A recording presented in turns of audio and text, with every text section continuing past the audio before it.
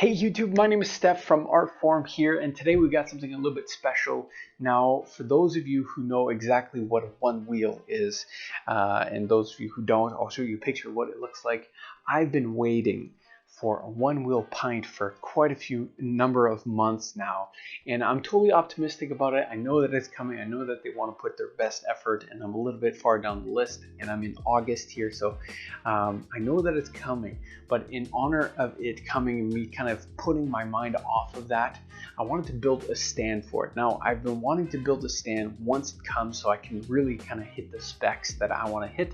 I don't want to do anything too complicated, but I want to do a simple stand where I can set it up almost vertical and have a place where I can have a charging station and something where I can kind of move it around very easily. And I've been wanting to build a stand for it, nothing too extravagant or eloquent, or no bendy wood or anything like that. I want to make something quite simple, but because I've had this thing designed for quite a while. It's very simple, but designed for quite a while, waiting for this pint to come. I decided, just to take my mind off of it, I'm going to build this stand for it. So today we're going to be building a stand for the one wheel pint and my kind of own version of it. So I'll show you a quick design of what I came up with. Now, I took some scale, a scale image basically, and I just kind of measured it across, so I had a rough idea of what actually a pretty exact idea of what the size of the pint is going to be. And here you see it from a profile kind of standpoint. So I picked up some poplar. Actually, I'll pick it up right now. I picked up some poplar. See, I have kind of a board of poplar, and I picked up two small pieces here that will go along the edge. And basically what I want to do was just have a flat surface for the pint to lean on at a certain distance away, so it has a slight cant to it. And I wanted to be able to do a couple things. One is I like the kind of natural wood type look, so I'm gonna see if I can finish it with maybe something like just something like a very simple oil, or maybe even a household item. We'll see how it goes with like a scentless coconut oil, just something that keeps kind of it protected a little bit, but I'm not too worried about it. I'm not going to use it like a cutting board, so it shouldn't get stained. Cross my fingers, but I'm going to do something quite simple to it. But as you can see in the design, I want to be able to put at the top of the whole stand, I want to put a handle so that it's it's about 18-19 inches off the ground, but I want to just pick it up and be able to move it anywhere I wanted to. And one of the things that I found was to take household items to help you draw these things out. So I took kind of my shaver kit that I have to shave my beard, and I like this kind of ergonomical handle design, so I took this and traced it onto the poplar. And so that's going to be at the very top. Between all of these steps, I'm going to come back here and show you what I did. I'm probably not going to finish it all today, but for you in this video, it will be complete. Just because I want to round some stuff off, and I don't have those tools here at my house, but my dad does. So I'll go and come back and I'll show you what that kind of end result is. But let's break it apart piece by piece. All right, let's see what we got. Okay, I'm back. First thing I did was I took my trusty handle from my, it's almost the same size as the wood actually, almost, very close, very close. I basically retraced this handle onto the wood, as you can see on the top. So the first thing I'm going to do is actually just jigsaw this out and make it fairly pretty. I want it to look pretty good, and then we'll go from there. So the first thing I'm going to do is I'm going to make this handle look good and then cut the rest of it off. The nice thing about it is you keep a lot of meat on here, this board, so that you're not trying to cut a small piece of wood. Always keep it as long as possible. Make the most complicated cuts first, and then later on you can cut it all down when it's simple with a simple chop saw. Another thing I want to do on here as part of the design is, because this is going to be the kind of the back plate where the wheel is going to set somewhere along here, along the board. And so wherever the wheel sits on here, I want to be able to drill a hole right here, somewhere up here, above or below the wheel. We'll see how it goes. I do believe that my wheel is a little bit fatter than the board, so I might have to do it on top, but I want to be able to hide and put kind of either Velcro it on, maybe sticky and Velcro the battery pack on where it can plug into the wall. And I say battery pack, but it's really the charger. So the charging pack that sits behind here, and I want to be able to poke a hole somewhere up here above the wheel. Now I can do simple calculations like cross multiply to figure out my scale and see exactly where this tire is going to land, and I'm going to go ahead and do something like that. So it's going to be a very simple design. Just cut out the top. We'll have to go and round off some of the edges to make that kind of 1/8 kind of rounded edges, and so I'm going to go cut these pieces and I'll be right back. Okay, we're back. So I'm going to show you what I've got so far. Before I get too far ahead, I want to show you what I have. So first of all, I have this back piece all cut up and done. So I decided to, cut out the handle just like I talked about before, and I made a secondary hole here. I made it actually higher than I thought it would be, but after doing some measurements, I know that my tire is going to sit somewhere up here as it leans up against this backboard. And because of that backboard, I believe this XLR cable is going to come out for the charger.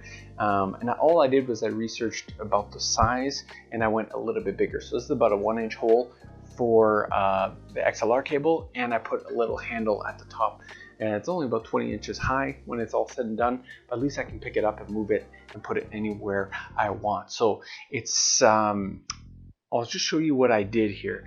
I very simply cut it out with a jigsaw with kind of the rough setup, and then instead of setting up a router and putting a 1/4 inch router or an 1/8 inch bevel on this edge, I decided to do it by hand for two reasons. One, it pretty much takes the exact same amount of time, and two, when I came back from Bali, I just had I watched on the streets. I watched for so long. I would watch these guys chisel out the just most creative and beautiful things with their hands, and I just found this new sense of appreciation for carving something out by hand. There's something quite beautiful about it.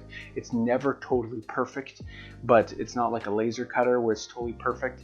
But sometimes we just use too many machines, and doing something by hand, you get a great sense of appreciation of what that's like. So what I did was I did the kind of a rough hole with the jigsaw, and then I took this little handy chisel right here, and I just started carving out, start rounding it off all by hand. Now, it's not totally perfect, like I mentioned before, but I'm going to be, I did passes with the sander, sanding it by hand, just kind of feeling it out afterwards anyway, and it looks quite beautiful. I think that ever since I was a little kid, I've made tables and I've assembled kitchens, and I've done a lot of woodwork. I've made coasters, I mean a whole whack load of stuff ever since I was a kid. But the fondest memory I had was making this like whale, and I kept sanding it and kept sanding it and kept sanding it. My dad thought I was going to sand it right down to sawdust, and those memories were the best, were the things that I did, most of them by hand, and it brought the most joy to me. So I decided to round off on both sides of this and do it all by hand. So once I got that down, I wanted still this square edge, but I wanted to take the sharpness off, so I just took a 180 grit sandpaper, something right in the middle of the ground, and just kind of gave some very light sanding on the edges. And then I did the whole thing with a little scrub down with steel wool, just because it has that kind of finer, I just like the feeling of it. And if you have some imperfections in your wood, like who cares? It tells the story of these pieces. So I cut out this one piece over here. I'll show you, like the picture showed. Here, I'll turn it around so you can see it the same thing as the picture. So this piece is gonna sit here. And of course, I kept the same wood onto kind of the same texture as the wood grain. These two, you see this little piece of black that's in the wood grain. I kept that all together, and so at the end of the day, it's going to assemble just like this. And the one wheel is going to sit right on the front and then lean right up against this backboard that you see like this. So this is what I have so far. This next part, so now this is all sanded down. I'm going to probably end up tacking these together, but not putting them completely together. Now when I put these together, I want to avoid any type of splitting. So the way to do that, I think the best way is just like I would assemble a kitchen cabinet. Now the kitchen cabinets, it's very easy to assemble, but this is a 3-step process. One is I would just tack it all together with a nailer, just tack it in place so it doesn't move. Then I would pre-drill a couple holes, which I already pre-drilled some holes into the back of this sucker. Pre-drill all the way through your wood and then put them together. Once those are put together, it makes it very easy to actually cut and put these pieces on. I'm pretty jacked about what I have so far. I think it's gonna be a simple, beautiful piece, so let's keep going. All right, at this point, I needed to take a break. I wasn't super satisfied with my design, and because I actually didn't pre-measure the wood, the little wood panels that I was gonna put on the sides, after putting it together, the whole kind of thing, I had to just take a little bit of a break and walk away from the project. I wasn't super excited about my finished product, and the whole idea behind the whole thing was for it to be functional and simple and almost like a piece of furniture. So at this point, what I had to do is just kind of take a break and do a little bit of research. I wanted to see how people, kind of in the kind of modern world, a website that I really like to go to is Designspiration, and how they can make an object look so beautiful, so natural, and yet so simple. And so I kind of took a step back and I threw some ideas past my wife, and she kind of made the ultimate decision, which was fantastic. So instead of putting the wood pieces on the side, on each side to kind of make it more interesting, I decided to add my own little flair and own little touch. Now this is a day later from what you see, but I had to kind of go grab some stuff from Home Depot because I didn't have it, and kind of revamp and just kind of think it all through. I like to do one-day projects. It makes me so so on edge when I can't finish a product in one day. I just can't stop thinking about it. I get so focused on it. But I got to just take a break, and here's what I came up with. This is the final design. So I'll just kind of tilt it down here so you can see. I decided to go with a completely natural look. Now it's not fully complete just yet because I do want to add some oil on here to kind of preserve this finish. But with that being said, I'll see if I can give you some pictures here, or an image. I still have the functionality of everything I had before, but I added just this white little touch. Now I like the simplicity of this. I was going to make it black to kind of match the one wheel, but at the end of the day, this looks more like a piece of furniture that would be sitting in my house.